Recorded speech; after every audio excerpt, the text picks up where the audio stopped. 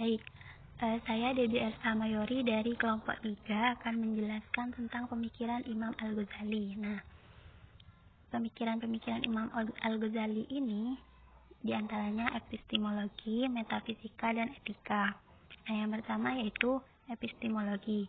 Menurut Imam Al-Ghazali, lapangan filsafat ada 6, yaitu matematika, logika, fisika, etika, dan metafisika. Nah, hubungan dari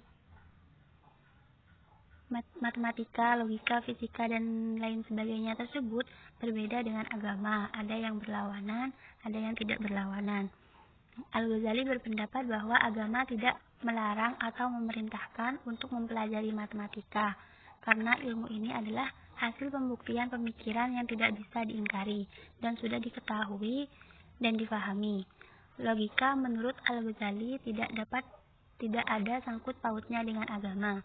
Logika berisi tentang penyelidikan tentang dalil-dalil pembuktian, syarat-syarat pembuktian, definisi. Nah, semua persoalan ini tidak perlu diingkari, sebab masih sejenis dengan di penggunaan mutakallimin. Nah, yang kedua yaitu metafisika. Untuk pertama kalinya, Imam Al-Ghazali mempelajari karangan-karangan ahli filsafat, terutama karangan Ibnu Sina. Setelah mempelajari filsafat dengan seksama, ia mengambil kesimpulan bahwa menggunakan akal semata-mata dalam soal kebutuhan adalah seperti menggunakan alat yang tidak mencukupi kebutuhannya. Nah, Imam Al-Ghazali dalam Al-Munqidh min Ad-Dalal menjelaskan bahwa jika berbicara mengenai kebutuhan atau metafisika, maka disinilah terdapat sebagian besar kesalahan mereka, yaitu para filsuf, karena tidak dapat mengemukakan bukti-bukti menurut syarat-syarat yang telah mereka tetapkan sendiri dalam ilmu logika.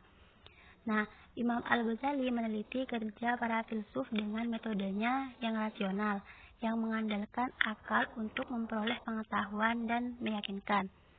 Dia pun menekuni bidang filsafat secara otodidak sampai menghasilkan beberapa karya dan mengangkatnya sebagai filsuf.